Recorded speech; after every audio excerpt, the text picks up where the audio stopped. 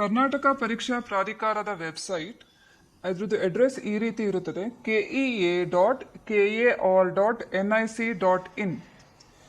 ಈ ವೆಬ್ಸೈಟ್ಗೆ ನೀವು ಹೋದಲ್ಲಿ ಅದು ಎರಡೂ ಭಾಷೆಗಳಲ್ಲಿ ಲಭ್ಯ ಇರುತ್ತೆ, ಕನ್ನಡದಲ್ಲಿ ಮತ್ತು ಇಂಗ್ಲಿಷ್ನಲ್ಲಿ. ನಿಮಗೆ ಯಾವ ಭಾಷೆಯಲ್ಲಿ ವೆಬ್ಸೈಟ್ ಆಕ್ಸೆಸ್ ಮಾಡಬೇಕಂತಿರುತ್ತೆ ನೀವು ಆ ಭಾಷೆನ ಚೂಸ್ ಮಾಡಬಹುದು. ಈಗ ನಾನು ಕನ್ನಡದಲ್ಲಿ ತೋರಿಸ್ತೀನಿ.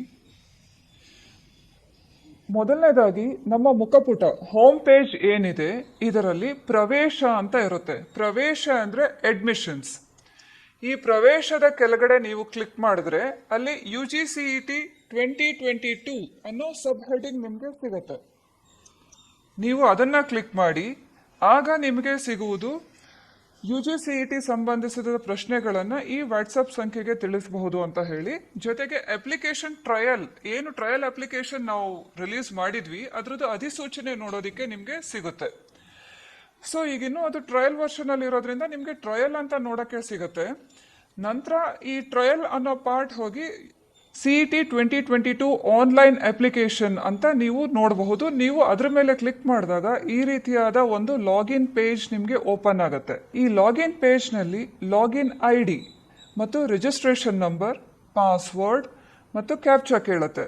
ಆದರೆ ನೀವು ಮೊದಲನೇ ಸತಿ ಇದನ್ನು ಬಳಸ್ತಾ ಇರೋರು ನ್ಯೂ ಯೂಸರ್, ಹೊಸ ಬಳಕೆದಾರ ಅಂತ ಏನಿದೆ ಅದರ ಮೇಲೆ ನೀವು ಕ್ಲಿಕ್ ಮಾಡಿ. ಈಗ registration system for online application ಅಂತ ಓಪನ್ ಆಯ್ತು. ಅಂದ್ರೆ ಈಗ ರಿಜಿಸ್ಟ್ರೇಷನ್ ಆನ್ಲೈನ್ ಅಪ್ಲಿಕೇಶನ್ ಏನಿದೆ ಅದಕ್ಕೆ ರಿಜಿಸ್ಟ್ರೇಷನ್ ಓಪನ್ ಆಯ್ತು. ಮೊದಲನೇ ಪ್ರಶ್ನೆ ಅದು ಕರ್ನಾಟಕ ಪರೀಕ್ಷಾ ಮಂಡಳಿ ನಡೆಸುವ SLC ಪರೀಕ್ಷೆಯಲ್ಲಿ ತೇರ್ಗಡೆಯಾಗಿರುವವರೇ, ಅಂದ್ರೆ ಗವರ್ಮೆಂಟ್ ಆಫ್ ಕರ್ನಾಟಕ ಸರ್ಕಾರದಲ್ಲಿ ಈಗ 10th ಸ್ಟ್ಯಾಂಡರ್ಡ್ ಎಕ್ಸಾಮ್ SSLC ಅಂತ ಏನ್ ಹೇಳ್ತೀರಿ, ನೀವು ಅದರಲ್ಲಿ ತೇರ್ಗಡೆಯಾಗಿದ್ದೀರಾ ಅಂದ್ರೆ ನೀವು ಹೌದು ಅಂತ ಕ್ಲಿಕ್ ಮಾಡಬೇಕಾಗುತ್ತೆ. ಇದು CBSE ICSE ಗೆ ಅನ್ವಯಿಸೋದಿಲ್ಲ, ಇದು 10th ಸ್ಟ್ಯಾಂಡರ್ಡ್ ನವರಿಗೆ ಮಾತ್ರ ಅನ್ವಯಿಸುತ್ತೆ. ನೀವು ಹೌದು ಅಂತ ಕ್ಲಿಕ್ ಮಾಡಿದ ಕೂಡಲೇ ಮಿಕ್ಕಿದಂತ ಡೀಟೇಲ್ಸ್ ಇಲ್ಲಿ ಓಪನ್ ಆಗುತ್ತೆ.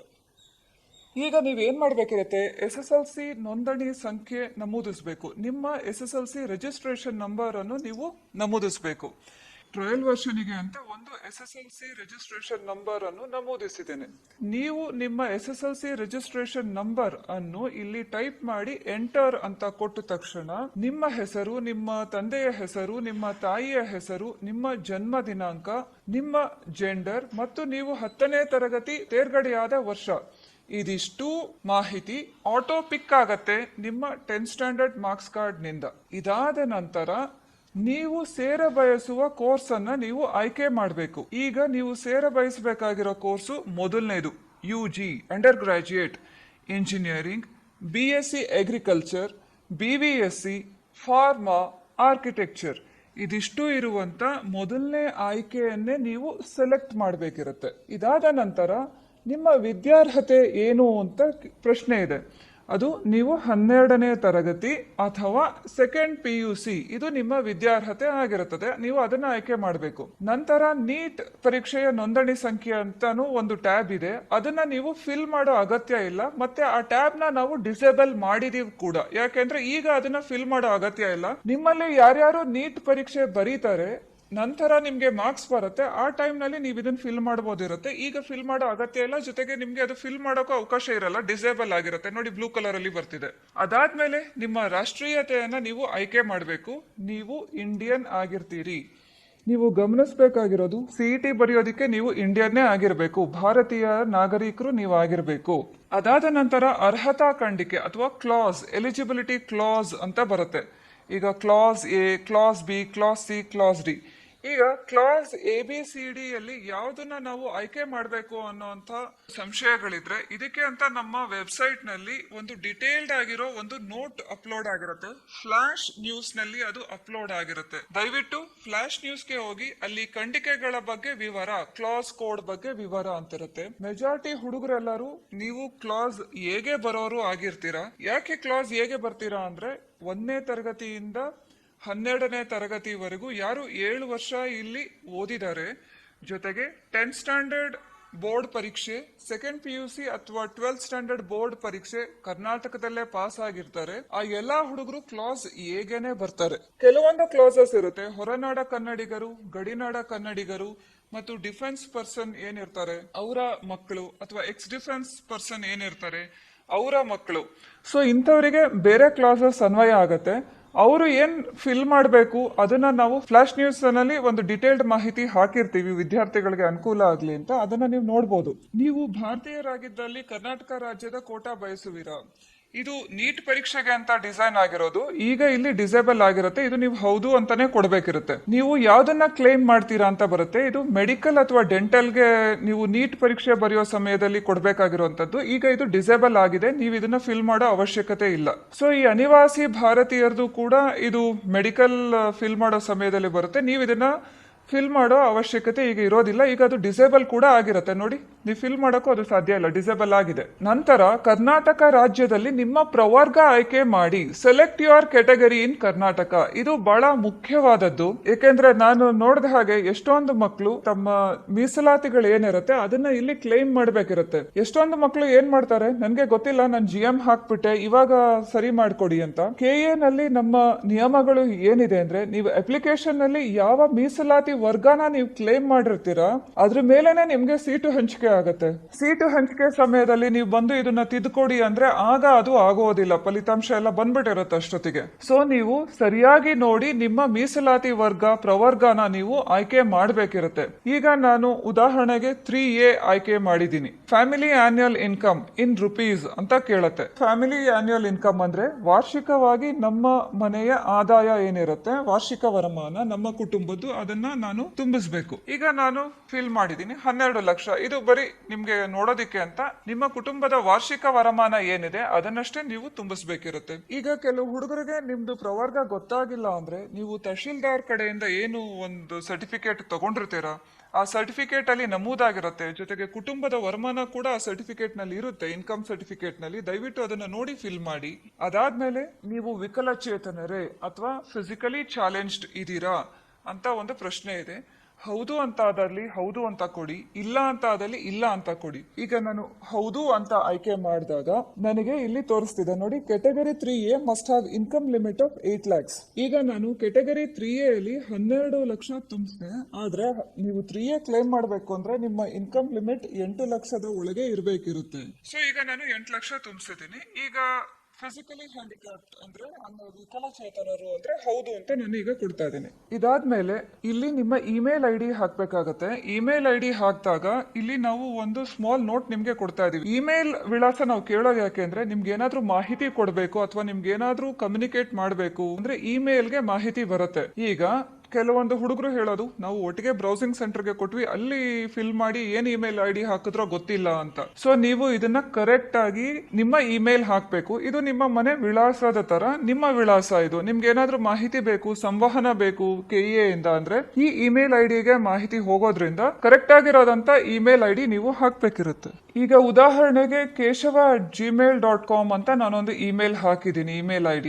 ನಂತರ ಯಾವ್ದಾದ್ರೂ ಒಂದು ಪ್ರಶ್ನೆಯನ್ನ ಆಯ್ಕೆ ಮಾಡಿ ಉತ್ತರಿಸಿ ಅಂತ ಇರುತ್ತೆ. ಇದರಲ್ಲಿ ನಾನು what is your vehicle number ಅಂತ ಆರಿಸಿದ್ದೀನಿ. ಬೇರೆದನ್ನ ಬೇಕಿದ್ರು ನೀವು ಆರಿಸಬಹುದು. What is your favourite colour ಅಂತಾನೋ, what is your native place ಅಂತ ಏನಾದ್ರೂ ನೀವು ಆಯ್ಕೆ ಮಾಡಬಹುದು. ಇದು ಗೌಪ್ಯ ಉತ್ತರ ಯಾಕೆ ಮುಖ್ಯ ಅಂದ್ರೆ, ಮುಂದೆ ಯಾವ್ದಾದ್ರೂ ಸಂದರ್ಭದಲ್ಲಿ ನಿಮ್ಮ ಪಾಸ್ವರ್ಡ್ ನಿಮ್ಗೆ ಮರ್ತ್ ಹೋಯ್ತು ಅಂದಾಗ ನಾವು ಒಂದು ಫರ್ಗೆಟ್ ಪಾಸ್ವರ್ಡ್ ಲಿಂಕ್ ಅಂತ ಕೊಟ್ಟಿರ್ತೀವಿ. ಫರ್ಗೆಟ್ ಪಾಸ್ವರ್ಡ್ ಲಿಂಕ್ ಅಂತ ಕೊಟ್ಟಿದ್ದಾಗ ನೀವು ಏನು ಪ್ರಶ್ನೆ ನಿಮ್ದಿದೆ ಮತ್ತೆ ಅದ್ರದ್ದು ಉತ್ತರ ಏನಿದೆ ಅದಕ್ಕೆ ಹಾಕಿ ಕೊಟ್ರೆ ನಿಮ್ಮ ಪಾಸ್ವರ್ಡ್ ಏನಿದೆ ವಾಪಸ್ಸು ನಿಮ್ಮ ಈ ಇಮೇಲ್ IDಗೆ ಬರುತ್ತೆ. ಸಪೋಸ್ ನಿಮ್ಮ ಪ್ರಶ್ನೆ ಮತ್ತು ನಿಮ್ಮ ಗೌಪ್ಯ ಉತ್ತರ ಎರಡೂ ನಿಮ್ಗೆ ಮರ್ತೋಯ್ತು ಅಂತ ಆದಲ್ಲಿ OTP ಮೂಲಕ ನಿಮ್ಗೆ ಪಾಸ್ವರ್ಡ್ ಕೊಡೋ ಅಂತ ವ್ಯವಸ್ಥೆನೂ ಇರುತ್ತೆ. ನಿಮ್ಗೆ ಹೆಚ್ಚಿಗೆ ಶ್ರಮ ಆಗ್ಬಾರ್ದು ಅಂದ್ರೆ ಎಲ್ಲಾನು ದಯವಿಟ್ಟು ಒಂದ್ ಕಡೆ ಬರ್ಕೊಳ್ಳಿ. ಇದಾದ ನಂತರ ಕ್ಯಾಪ್ಚಾನ ನೀವು ಎಂಟ್ರಿ ಮಾಡ್ಬೇಕಾಗತ್ತೆ. ಕ್ಯಾಪ್ಚಾ ಎಂಟ್ರಿ ಮಾಡಾದ್ಮೇಲೆ ಒಂದು ಮೊಬೈಲ್ ಸಂಖ್ಯೆ ಕೂಡ ನೀವು ಎಂಟ್ರಿ ಮಾಡ್ಬೇಕಿರುತ್ತೆ. ಈಗ ಉದಾಹರಣೆಗೆ ಅಂತ ನಾನೊಂದು ಮೊಬೈಲ್ ಸಂಖ್ಯೆ ಹಾಕ್ತಾ ಇದ್ದೀನಿ. ಆದ್ರೆ ಮೊಬೈಲ್ ಸಂಖ್ಯೆ ಹಾಕೋದು ಬಹಳ ಮುಖ್ಯ. ಯಾಕೆಂದ್ರೆ KA ಇಂದ ಯಾವುದೇ ರೀತಿಯಾದಂತಹ ಮಾಹಿತಿಗಳು ಈಗ ತಕ್ಷಣಕ್ಕೆ ಇಂಥದ್ದು ಡೇಟ್ ಇದೆ, ಇಲ್ಲ ಈ ಡೇಟ್ ಕ್ಲೋಸ್ ಆಯ್ತು, ಇಲ್ಲ ನಿಮ್ಮ ಅಪ್ಲಿಕೇಶನ್ ಅಲ್ಲಿ ಮಿಸ್ಟೇಕ್ ಆಯ್ತು, ಆಗಿಲ್ಲ, ಆ ತರದ್ ಏನಾದ್ರೂ ಮಾಹಿತಿ ಬೇಕು ಅಂದ್ರೆ SMS ಮೂಲಕ ನೀವು ಇಲ್ಲಿ ಏನು ನಮೂದು ಮಾಡಿದೀರಾ ಈ ಮೊಬೈಲ್ ಸಂಖ್ಯೆಗೆ ಅದು ಹೋಗುತ್ತೆ. ಹಾಗಾಗಿ ನಿಮ್ಮ ಇಮೇಲ್ ID ಮೊಬೈಲ್ ಸಂಖ್ಯೆ ಕರೆಕ್ಟ್ ಆಗಿರೋ ತರ ನೋಡ್ಕೊಳ್ಳೋದು ನಿಮ್ಮ ಜವಾಬ್ದಾರಿನೇ ಆಗಿರುತ್ತೆ. ಈಗ ನೀವು ಒಂದು ಪಾಸ್ವರ್ಡ್ ನಮೂದು ಮಾಡಬೇಕು. ಈ ನಿಮ್ ಪಾಸ್ವರ್ಡ್ ನಲ್ಲಿ ಮಿನಿಮಮ್ 8 ಕ್ಯಾರೆಕ್ಟರ್ಗಳಿರ್ಬೇಕು. ಅದರಲ್ಲಿ ಒಂದು ಆಲ್ಫಾಬೆಟ್, ಒಂದು ನಂಬರ್, ಒಂದು ಸ್ಪೆಷಲ್ ಕ್ಯಾರೆಕ್ಟರ್, ಅಂದ್ರೆ ಮಿನಿಮಮ್ ಒಂದು ಅಕ್ಷರ, ಒಂದು ಸಂಖ್ಯೆ, ಒಂದು ಸ್ಪೆಷಲ್ ಕ್ಯಾರೆಕ್ಟರ್ ಇರೋ 8 ಕ್ಯಾರೆಕ್ಟರ್ಸ್ ಇರೋ ಪಾಸ್ವರ್ಡ್ ಅನ್ನ ನೀವು ಹಾಕ್ಬೇಕು. ಅದಾದ್ಮೇಲೆ ನೀವು ಮತ್ತೊಮ್ಮೆ ಅದೇ ಪಾಸ್ವರ್ಡ್ ಅನ್ನ ಖಚಿತಪಡಿಸಬೇಕಿರುತ್ತೆ. ನಂತರ ರಿಜಿಸ್ಟ್ರೇಷನ್ ಮೇಲೆ ನೀವು ಕ್ಲಿಕ್ ಮಾಡಿ. ಸೊ ಆನ್ಲೈನ್ ರಿಜಿಸ್ಟ್ರೇಷನ್ ಕಂಪ್ಲೀಟ್ ಆಗಿದೆ. ನಿಮ್ಮ ಆನ್ಲೈನ್ ರಿಜಿಸ್ಟ್ರೇಷನ್ ಪೂರ್ಣಗೊಂಡಿದೆ. ರಿಜಿಸ್ಟ್ರೇಷನ್ ಫೀಸ್ ₹1 ಕಟ್ಟಿ ಆಫ್ಟರ್ ಲಾಗಿನ್ ಅಂತ. ಸೊ ಇದು ಟ್ರಯಲ್ ವರ್ಷನ್ ಇದಾಗಿರೋದ್ರಿಂದ ನಿಮ್ಗೆ ಅದು ₹1 ಕೇಳ್ತಾ ಇದೆ. ಜೊತೆಗೆ ಇಲ್ಲಿ ನೀವು ಮುಖ್ಯವಾಗಿ ಗಮನಿಸಬೇಕಿರೋದು ಲಾಗಿನ್ ಡೀಟೇಲ್ಸ್ ಅಲ್ಲಿ user ID, password as you have created ಅಂತಿದೆ. ಸೊ ಈ ಯೂಸರ್ ID ನ ನೀವು ಜ್ಞಾಪಕ ಇಟ್ಕೋಬೇಕು. ಮುಂದೆ ಅಪ್ಲಿಕೇಶನ್ ಪ್ರೊಸೀಡ್ ಆಗಬೇಕು ಅಂದ್ರೆ ಈ ಯೂಸರ್ ID ಬೇಕಿರುತ್ತೆ. ಈಗ ನಾನು ಹೇಳ್ತಾ ಇದ್ದೀನಿ, yes I have noted user ID, proceed for login ಅಂತ. ಲಾಗಿನ್ ಮಾಡಿ ನಾನು ಯೂಸರ್ ID ನ ಗಮನಿಸ್ಕೊಂಡಿದ್ದೀನಿ ಅಂತ. ದಯವಿಟ್ಟು ಇದನ್ನ ಬರ್ಕೊಳ್ಳಿ. ಈಗ ನಾನು ಓಕೆ ಕೊಟ್ಟೆ. ಓಕೆ ಕೊಟ್ಟ ಮೇಲೆ ಅಲ್ಲಿ ಏನು ಯೂಸರ್ ID ಇತ್ತು ಅದನ್ನ ನಾನು ಇಲ್ಲಿ ಬರಿಬೇಕಿರುತ್ತೆ. ಈಗ ಅಲ್ಲಿ ಪಾಸ್ವರ್ಡ್ ನಾನು ಏನು ಕ್ರಿಯೇಟ್ ಮಾಡಿದೀನಿ ಅದನ್ನೇ ಉಪಯೋಗಿಸ್ಬೇಕಿರುತ್ತೆ. ನಂತರ ಕ್ಯಾಪ್ಚರ್ ಹಾಕ್ಬೇಕು. ಇಲ್ಲಿ ಏನ್ ಡಿಸ್ಪ್ಲೇ ಆಗ್ತಿದೆ ಕೆಳಗಡೆ. ಈಗ ನೀವು ಹೊಸ ಬಳಕೆದಾರರು ನೀವಲ್ಲ, ಈಗಾಗಲೇ ರಿಜಿಸ್ಟ್ರೇಷನ್ ಮುಗಿಸಿರೋದ್ರಿಂದ ನೀವು ರಿಜಿಸ್ಟರ್ಡ್ ಯೂಸರ್, ಹಾಗಾಗಿ ಲಾಗಿನ್ ಅಂತ ಕೊಡ್ಬೇಕು. ಸೊ ಈಗ ಲಾಗಿನ್ ಅಂತ ಬಂದ ಮೇಲೆ ಕ್ಯಾಂಡಿಡೇಟ್ ಬರ್ತಿದೆ. ಇವರು ಸಂಘ ಶೆಟ್ಟಿ, ಇವ್ರದ್ದು ಅಪ್ಲಿಕೇಶನ್ ನಂಬರ್ ಈ ತರ, KA ರೆಫರೆನ್ಸ್ ನಂಬರ್ ಈ ತರ, ಅಮೌಂಟ್ ಇನ್ ₹1. ಫೀಸ್ ಯಾವಾಗ್ಲೂ ಅದು ₹1 ಆಗಿರಲ್ಲ. ಇದು ಟ್ರಯಲ್ ಲಿಂಕ್ ಆಗಿರೋದ್ರಿಂದ ₹1 ತೋರಿಸ್ತಿದೆ. ಪೇ ನಾವು ಅಂತ ಕೊಡ್ತೀನಿ. ಪೇ ನಾವು ಅಂತ ಕೊಟ್ಟಾಗ ಪೇಮೆಂಟ್ ಲಿಂಕ್ ಓಪನ್ ಆಗುತ್ತೆ. ಇಲ್ಲಿ ಎಲ್ಲಾ ರೀತಿಯಾದ ಪೇಮೆಂಟ್ ಆಪ್ಷನ್ಸ್ ನಾವು ಕೊಟ್ಟಿದೀವಿ. ಕ್ರೆಡಿಟ್ ಕಾರ್ಡು ಅಥವಾ ಡೆಬಿಟ್ ಕಾರ್ಡು, ಇಂಟರ್ನೆಟ್ ಬ್ಯಾಂಕಿಂಗ್ ಅಥವಾ QR ಕೋಡ್ ಅಲ್ಲಿ ಪೇ ಮಾಡೋದು, ಈ ಭೀಮ್ UPI ಅಲ್ಲಿ. ಸೊ ಈ ಎಲ್ಲಾ ರೀತಿಯಾದಂತ ಆಪ್ಷನ್ಸ್ ಕೂಡ ಈ ಸರಿ ವಿದ್ಯಾರ್ಥಿಗಳಿಗೆ ಲಭ್ಯ ಇದೆ. QR ಕೋಡ್ ನಲ್ಲಿ ಒಂದು ಪೇಮೆಂಟ್ ಮಾಡ್ತೀನಿ.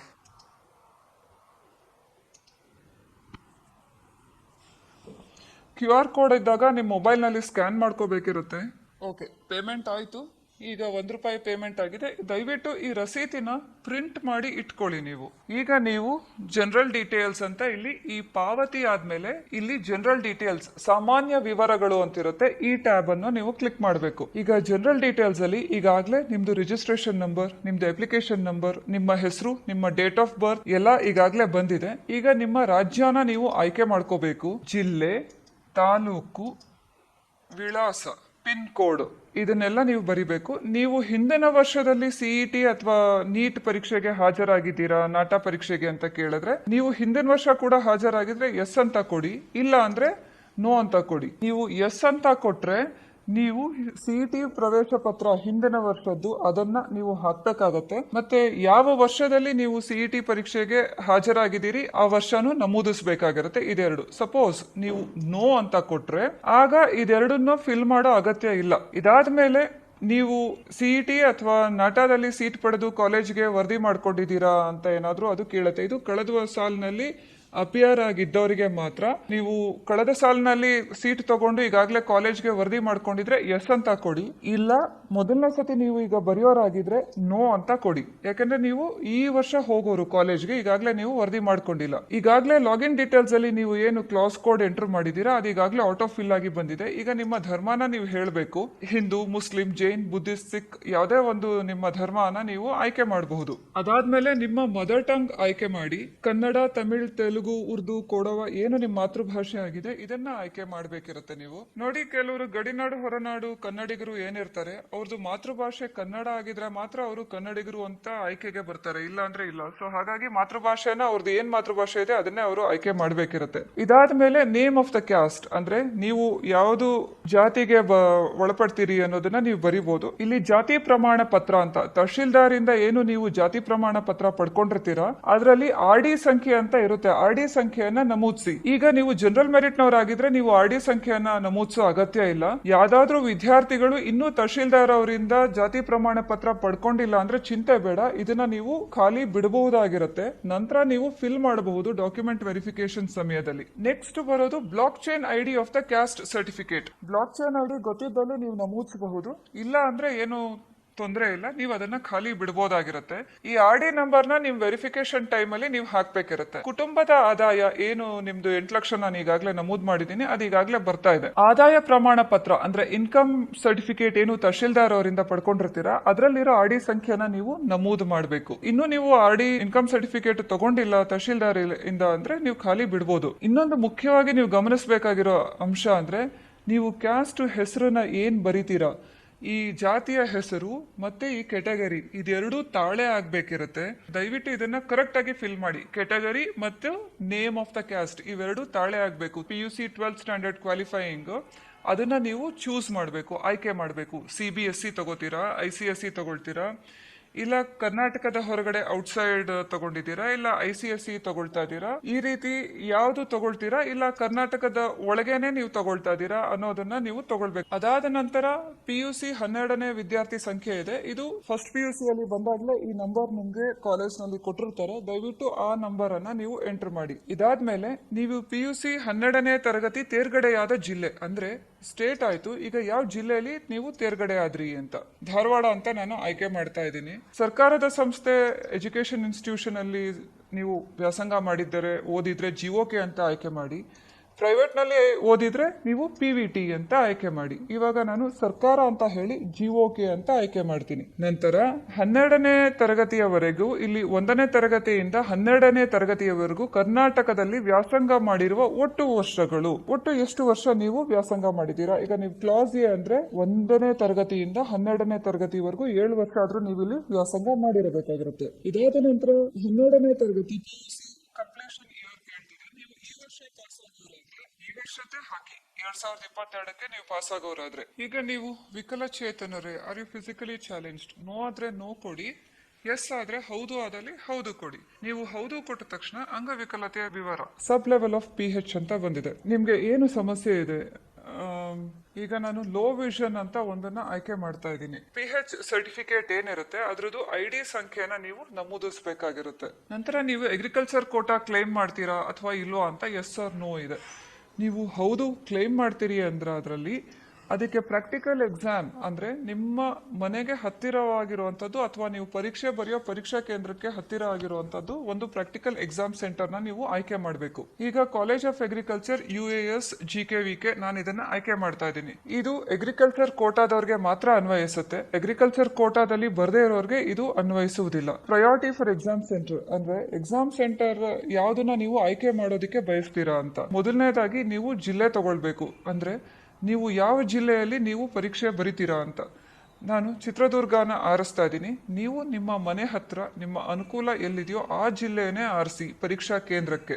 ಮೊದಲನೇ ಆದ್ಯತೆ ಮತ್ತು 2ನೇ ಆದ್ಯತೆ. ಅಕಸ್ಮಾತ್ ಈ ಜಿಲ್ಲೆಯಲ್ಲಿ ಸಿಕ್ಕಿಲ್ಲ ಅಂದ್ರೆ ಬೇರೆ ಎಲ್ಲಿ ನೀವು ಬಯಸ್ತೀರಾ ಅಂತ ಕೇಳ್ತಿದೆ. ಅದು ನೀವು ದಾವಣಗೆರೆ ಅಂತ ನಾನು ಆರಿಸಿದ್ದೀನಿ. ನಿಮ್ಗೆ ಯಾವ್ದು ಬೇಕನ್ಸುತ್ತೆ ಆಸ್ ಅ ಸೆಕೆಂಡ್ ಪ್ರಯಾರಿಟಿ ಆ ಜಿಲ್ಲಾ ಕೇಂದ್ರನ ನೀವು ಆಯ್ಕೆ ಮಾಡಬಹುದು. ಈಗ ಖಚಿತಪಡಿಸಿ ಅಂದ್ರೆ ಇದು ಖಚಿತಪಡಿಸುತ್ತೆ. ಸಪೋಸ್ ನನಗೆ ಇದು ಆಯ್ಕೆನ ಏನ್ ಮಾಡಿದೀನಿ ಅದು ನಂಗೆ ಬೇಡ ಅನ್ಸುತ್ತೆ, ನಾನು ಅಳಿಸಿ ಅಂತ ಬೇಕಾದ್ರೂ ಹೇಳ್ಬೋದು. ಈಗ ಮತ್ತೆ ನಾನು ಕೊಡಗು ಆಯ್ಕೆ ಮಾಡ್ತಾ ಇದ್ದೀನಿ.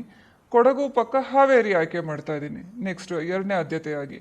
ಸೊ ಇದನ್ನ ನಾನು ಉಳಿಸು ಅಂತ ಮಾಡ್ತೀನಿ. ಜೊತೆಗೆ ಈಗ ನಾನು ಸೇವ್ ಅಂತ ಕೊಟ್ರೆ ಅದೇನಾಗತ್ತೆ, ಕೆಲವೊಂದು ಪ್ರಶ್ನೆಗಳನ್ನ ನಾನು ಆನ್ಸರ್ ಮಾಡಿಲ್ಲ ಅಂತ ಹೇಳ್ತಾ ಇರತ್ತೆ. ಆಗ ನಾನು ಅಲ್ಲಿ ಹೋಗಿ ಆನ್ಸರ್ ಮಾಡ್ಬೇಕಿರುತ್ತೆ. ಅದಾದ ನಂತರ ಇಲ್ಲಿ ಏನು ನಾವು ಎಕ್ಸಾಮ್ ಸೆಂಟರ್ ಇದೆ ಅದನ್ನ ಮೊದಲನೇದಾಗಿ ನಾವು ಕನ್ಫರ್ಮ್ ಮಾಡಬೇಕು. ಹೌದು ಈ ಎಕ್ಸಾಮ್ ಸೆಂಟರ್ಸ್ ಇದನ್ನೇ ನಾನು ಆಯ್ಕೆ ಮಾಡಿದ್ದೀನಿ ಅಂತ. ಅದಾದ ನಂತರ ಈ ಪೇಜ್ ಅಲ್ಲಿ ಏನೇನು ಡೀಟೇಲ್ಸ್ ಇದೆ ಅದಕ್ಕೆ ನಾವು ಉಳಿಸು ಅಂತ ಹೇಳಿ ಮುಂದಕ್ಕೆ ಹೋಗ್ಬೋದು.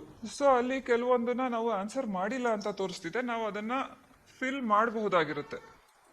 ಈಗ ನಂತರ ಮತ್ತೆ ನಾನು ಉಳಿಸು ಅಂತ ಕೊಡ್ತಾ ಇದ್ದೀನಿ. ಸೇವ್ ಮಾಡಿ ಅಂತ, ಸೇವ್ಡ್ ಸಕ್ಸಸ್ಫುಲಿ ಅಂತ ಬಂತು. ಸಕ್ಸಸ್ಫುಲ್ ಆಗಿ ಸೇವ್ ಮಾಡಿದ ನಂತರ ಅಂದ್ರೆ ಪೂರ್ತಿಯಾಗಿ ನಮ್ಮ ವಿವರಗಳನ್ನ ದಾಖಲಿಸಿದ ನಂತರ ಮುಂದುವರಿಸಿ ಅಂತ ಇನ್ನೊಂದು ಬಟನ್ ಕೇಳ್ತಿದೆ. ಸೊ ಎಲ್ಲ ಆಯ್ತು ಅಂತ ಇಲ್ಲಿಗೆ ನೀವು ಕ್ಲೋಸ್ ಮಾಡೋದಲ್ಲ, ನೆಕ್ಸ್ಟ್ ಮುಂದುವರಿಸಿ ಅಂತ ಹೋಗ್ಬೇಕಿರುತ್ತೆ. ಸೊ ನೀವು ಮುಂದುವರಿಸಿ ಅಂತ ನೀವು ಬಟನ್ ಕೊಟ್ಟಾದಾಗ ಬಟನ್ ನ ನೀವು ಪ್ರೆಸ್ ಮಾಡಿದ್ರೆ ಈಗ ಸ್ಟಡಿ ಡೀಟೇಲ್ಸ್ ಓಪನ್ ಆಯ್ತು. ಅಂದ್ರೆ ನೀವು ಎಲ್ಲೆಲ್ಲಿ ಏನೇನು ಓದಿದೀರಾ ಇದ್ರದ್ದು ಮಾಹಿತಿ ನೀವು ಕೊಡಬೇಕು. ಈಗಾಗಲೇ ನಿಮ್ದು ರಿಜಿಸ್ಟ್ರೇಷನ್ ನಂಬರು, ಹೆಸರು, ಅಪ್ಲಿಕೇಶನ್ ನಂಬರ್ ಈಗಾಗಲೇ ಇಲ್ಲಿದೆ.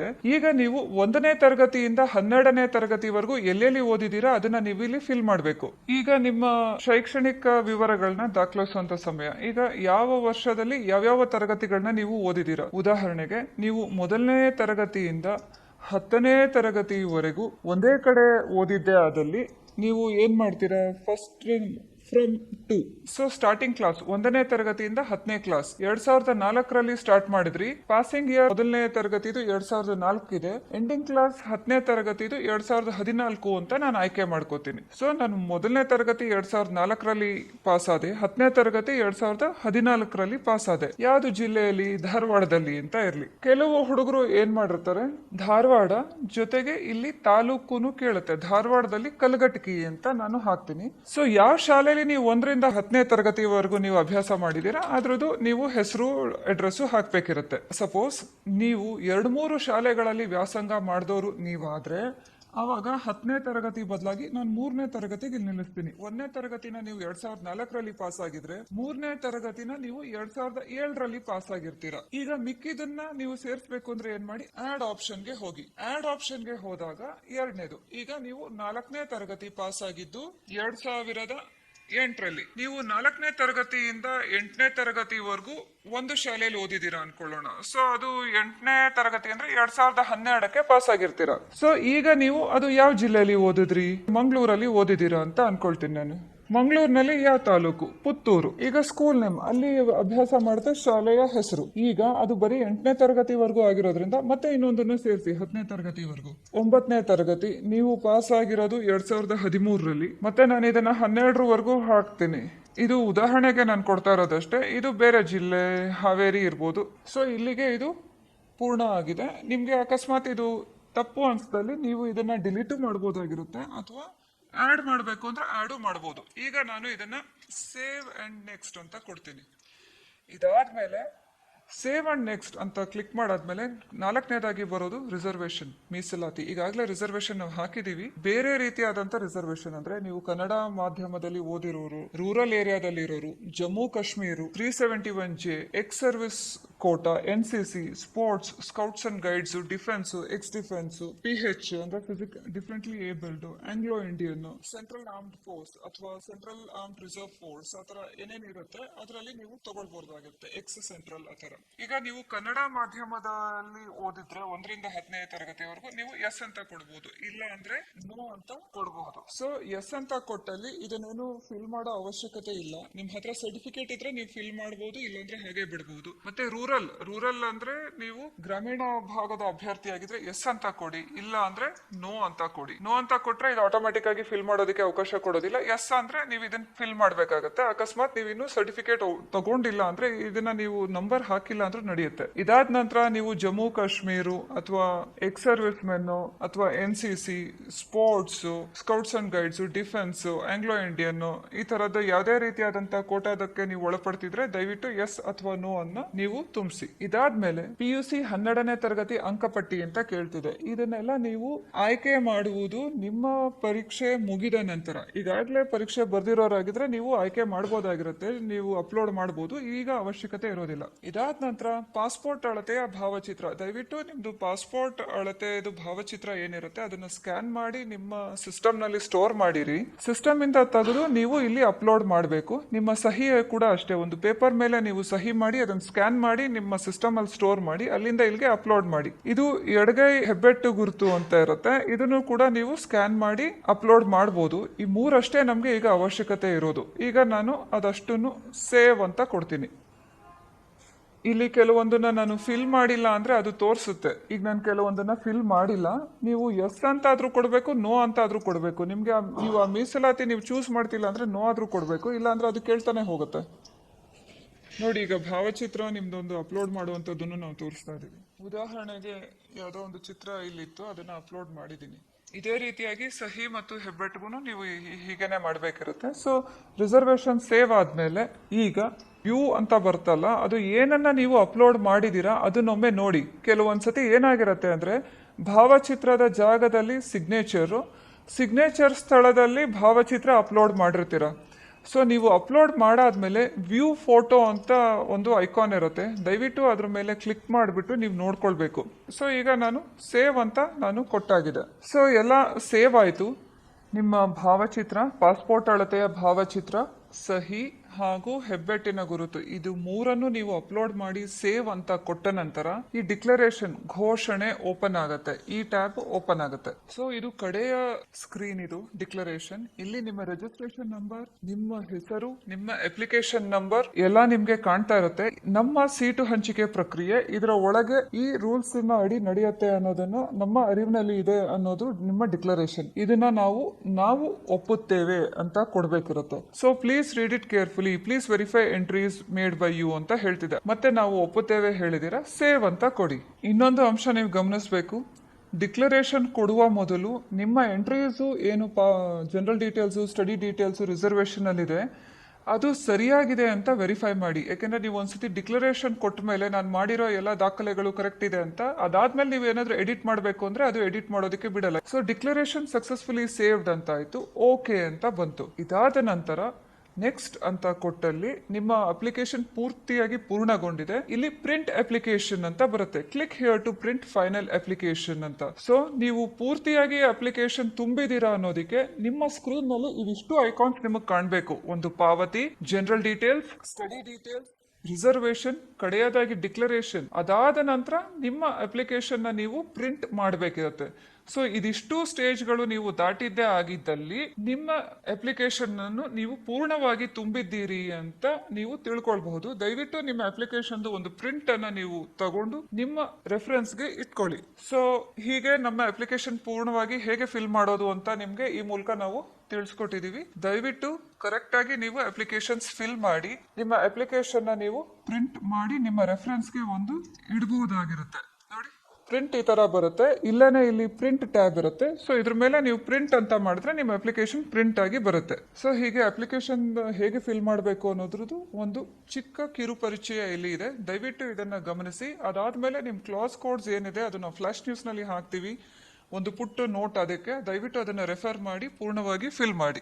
ನಿಮ್ಮ PUC ಪರೀಕ್ಷೆ ಆದ ನಂತರ ಅದರದ್ದು ರಿಸಲ್ಟ್ಸ್ ಬಂದ ನಂತರ PUC ಮಾರ್ಕ್ಸ್ ಎಂಟ್ರಿಗೆ ಅಂತ ಒಂದು ಹೊಸ ಲಿಂಕ್ ಅನ್ನ ನಾವು ಕೊಡ್ತೀವಿ. ಆಗ ನೀವು ನಿಮ್ಮ PUC ಮಾರ್ಕ್ಸ್ ಅನ್ನು ತುಂಬಬಹುದಿರುತ್ತೆ. ಜೊತೆಗೆ ಅದೇ ಸಮಯದಲ್ಲಿ ಅದು PUC ಮಾರ್ಕ್ಸ್ ಎಂಟ್ರಿ ಇಲ್ಲೇ ಬರುತ್ತೆ. ಇಲ್ಲಿ ಏನು ನಿಮ್ಮ ಐಕಾನ್, ಇಲ್ಲಿ ಎಲ್ಲ ಐಕಾನ್ಸ್ ಏನು ನಿಮ್ಗೆ ಕಾಣ್ತಾ ಇದೆ, ಇಲ್ಲಿ PU ಮಾರ್ಕ್ ಎಂಟ್ರಿ ಅಂತ ಬರುತ್ತೆ. ನೀವು ಲಾಗಿನ್ ಆದಾಗ ಇಲ್ಲೊಂದು ನಿಮ್ದಕ್ಕೆ ಖಾಲಿ ಇರುತ್ತೆ, ಅಲ್ಲಿ ನೀವು PU ಮಾರ್ಕ್ಸ್ ಎಂಟ್ರಿ ಮಾಡಬಹುದು. ಮತ್ತೆ ನಿಮ್ಗೆ ಸಂಬಂಧಿಸಿದಂತ ರಿಸರ್ವೇಶನ್ಗೆ ಸಂಬಂಧಿಸಿದಂತ ದಾಖಲಾತಿಗಳನ್ನ ಏನು ನಿಮ್ಗೆ ಈಗ ಅಪ್ಲೋಡ್ ಮಾಡೋದಕ್ಕೆ ಅವಕಾಶ ಆಗಿಲ್ಲ, ಅದನ್ನು ನೀವು ಅಪ್ಲೋಡ್ ಮಾಡಬಹುದಾಗಿರುತ್ತೆ. ಐಕಾನ್ಗಳು ಇಲ್ಲಿ ಕಾಣುತ್ತೆ ಈ ಪ್ಲೇಸ್ ನಲ್ಲಿ. ಸೊ ಇದನ್ನ ನೀವು ಮುಂದೆ ಗಮನದಲ್ಲಿ ಇಟ್ಕೊಳ್ಳಿ. PUC ಪರೀಕ್ಷೆಯ ಫಲಿತಾಂಶದ ನಂತರ ಕೂಡಲೇ ಮಾಡಬೇಕಾಗಿರುವಂತದ್ದು. ಹೆಚ್ಚಿಗೆ ಸಮಯ ಇರೋದಿಲ್ಲ. ಪರೀಕ್ಷೆಯ ಫಲಿತಾಂಶ